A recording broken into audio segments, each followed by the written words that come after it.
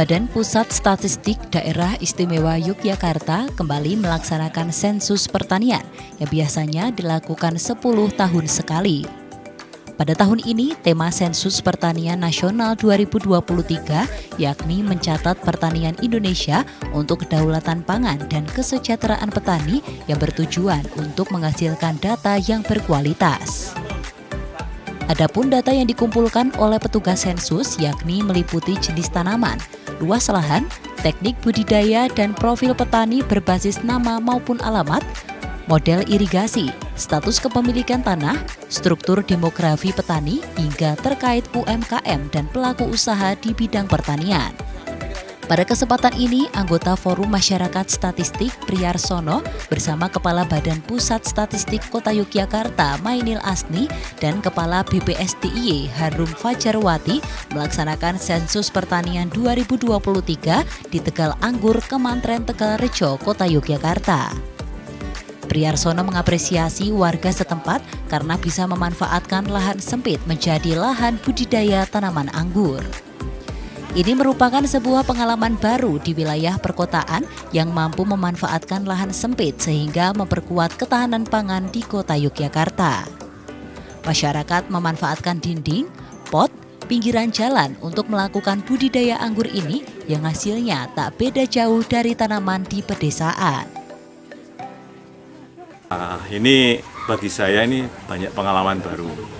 Biasanya kalau orang dengan pertanian itu kan ya apakah perkebunan besar atau petani yang di desa-desa itu kan yang umumnya di sektor subsektor tanaman pangan ya. Nah ini unik karena apa? Karena di kota kok ada pertanian ya, ini kan unik ya, langka gitu ya. Kemudian secara ekonomi, secara bisnis ternyata juga sangat bagus begitu ya. Jadi ini bisa untuk menangani berbagai persoalan yang selama ini kita hadapi, kekurangan lahan, ternyata ada solusinya.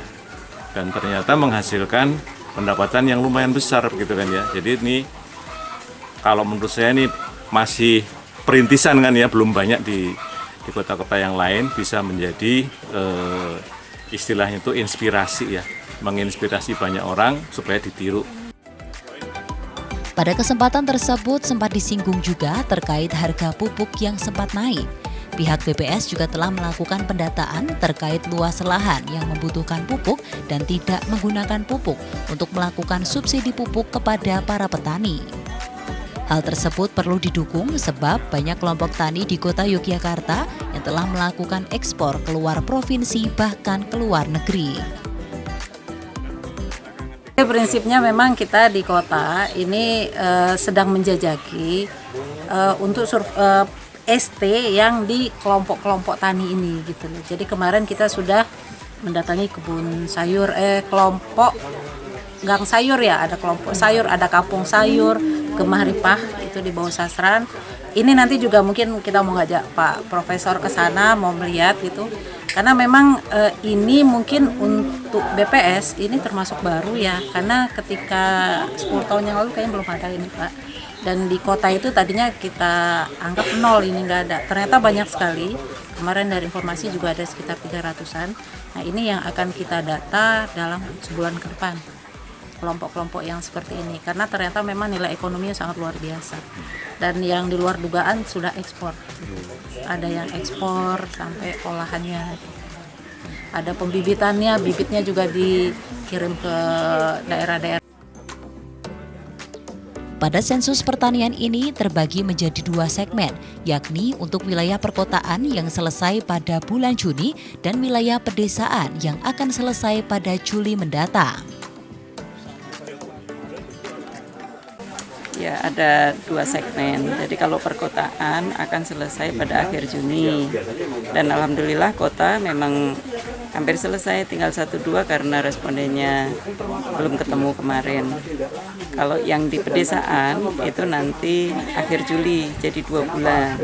Kemudian saya menambahkan kalau hari ini ada Prof. Sony dari FMS, ini karena memang pelaksanaan sensus pertanian ini kita tidak sendirian. Jadi ada pihak-pihak eksternal yang terlibat sehingga memastikan bahwa kegiatan sensus pertanian ini berjalan dengan baik. Selain dari FMS, ada dari BRIN, juga ada dari Bappenas, dan ketika tahap perencanaan ini juga melibatkan kementerian lembaga terkait. Begitu, Mbak.